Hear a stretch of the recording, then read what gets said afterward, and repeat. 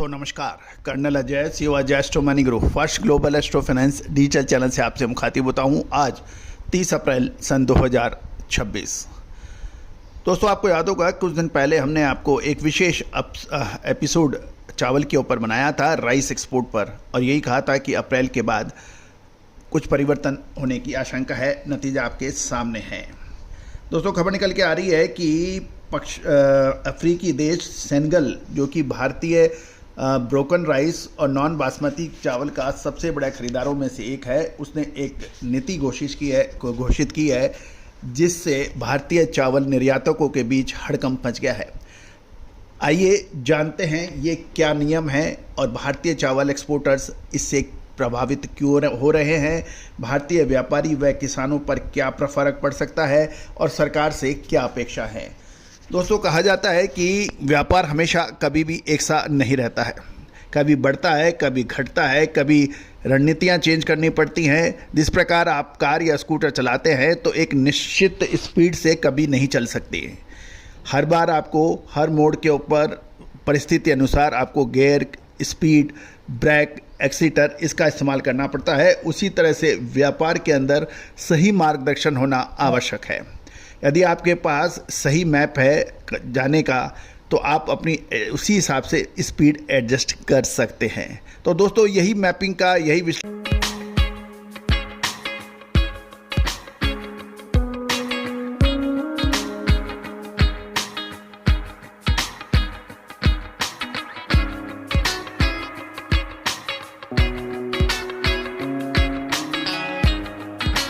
का अग्रिम अनुमान का विश्लेषण आपको हमारे विशेष अग्रिम रिसर्च रिपोर्ट पे मिलता है। आप आज ही संपर्क कर सकते हैं। जानिए रिपोर्ट विस्तार से। दोस्तों खबर निकल के आ रही है कि सेनेगल के नए आयात नियमों से भारतीय चावल निर्यात पर संकट आ गया है।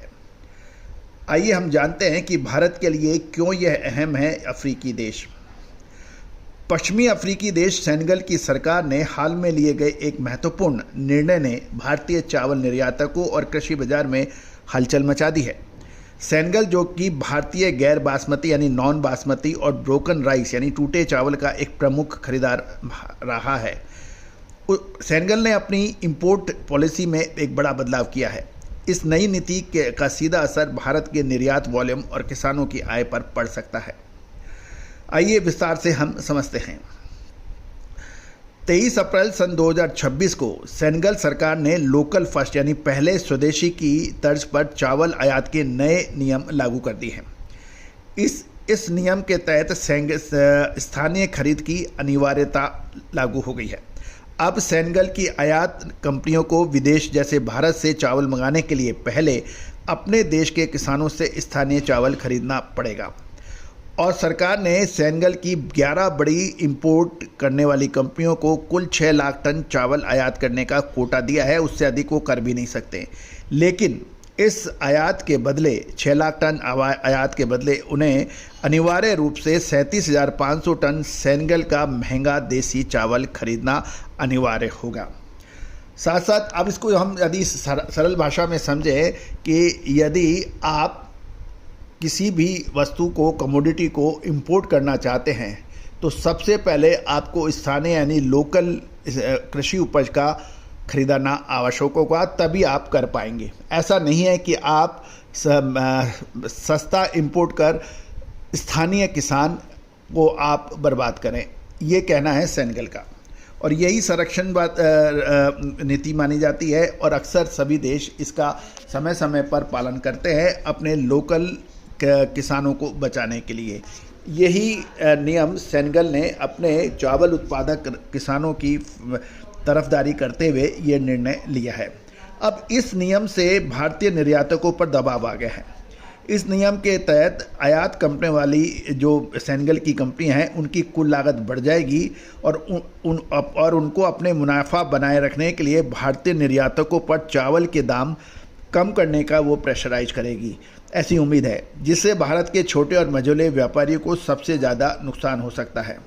तो दोस्तों ये तो एक प्रोटेक्शन पॉलिसीज़ हैं। अब यदि हम इसके पिछले 5 साल के आंकड़े देख लेते हैं कि सेनेगल को हमने चावल का एक्सपोर्ट कितना किया है, क्यों वो हमारे लिए इतना इम्पोर्टेंट है।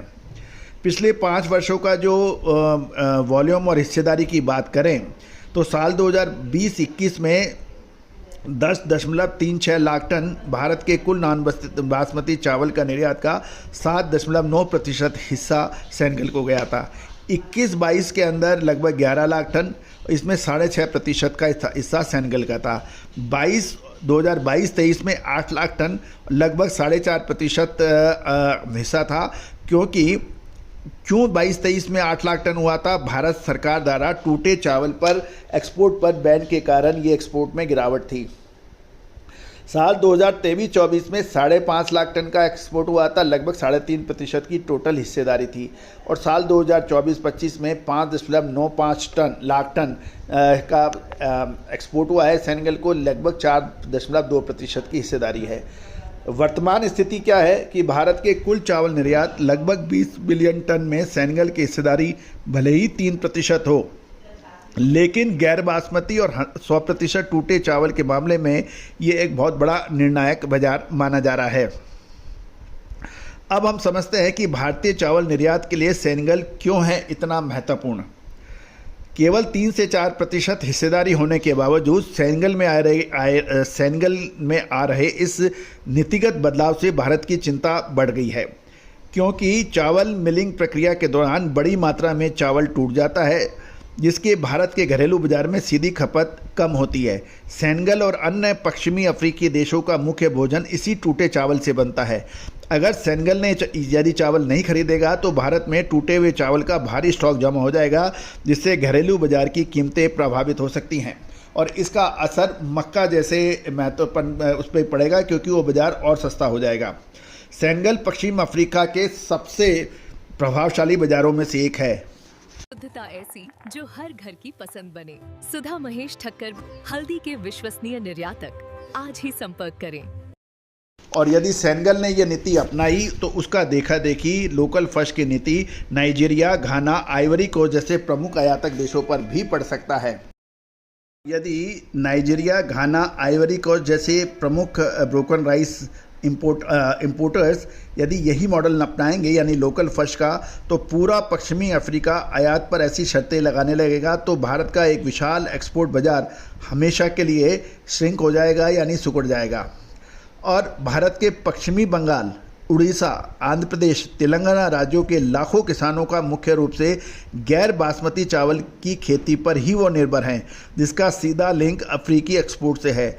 निर्यात में किसी भी प्रकार की रुकावट इन राज्यों की ग्रामीण अर्थव्यवस्था को भारी नुकसान पहुंचा सकता है। साथ साथ अफ्रीका जो अपनी मजबूत प्रेजेंस के कारण भारत वैश्विक कमोडिटी बाजार में चावल की कीमतों को काफ़ी हद तक नियंत्रित करता है।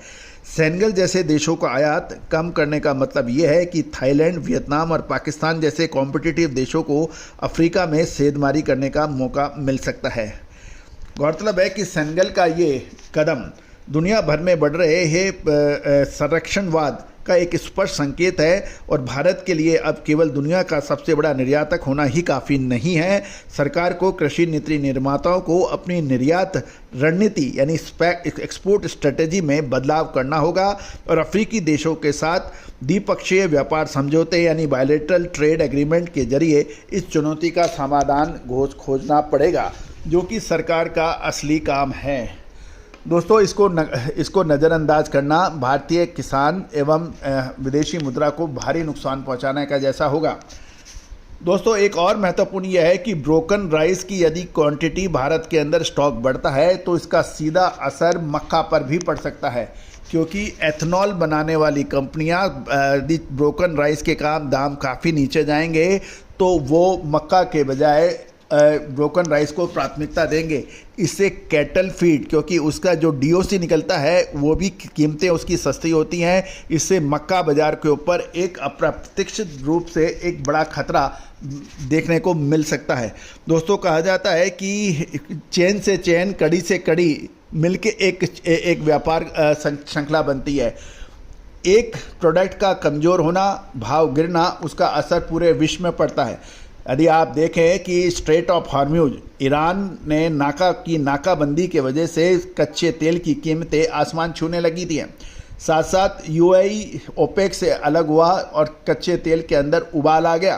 तो दोस्तों, कच्चे तेल के उबाल होने से आने से ट्रांसपोर्टेशन बढ़ गया, महंगाई बढ़ गई और साथ साथ गैस और कच्चे तेल के इस्तेमाल से होने वाली तमाम कमोडिटीज़ के अंदर तेज़ी का तूफान आ गया है। इसके अंदर फर्टिलाइज़र भी शामिल हैं। तो दोस्तों, कहा जाता है कि आगे तक का विश्लेषण, अपडेट और लगातार जानकारी के लिए चैनल को सब्सक्राइब कीजिए। अग्रिम विशेष रिसर्च रिपोर्ट होलसेलर्स, एक्सपोर्टर्स और बड़े किसानों के लिए महत्वपूर्ण विशेष अग्रिम रिसर्च रिपोर्ट चावल पर उपलब्ध है, राइस पर। उसके लिए आप संपर्क कर सकते हैं। All the very best, good luck, happy trading. मसाले, खुशबू और प्योर झाग, टेस्ट से भर दे हर जुबां पे स्वाद। एवरीडे मसाले, देश का स्वाद।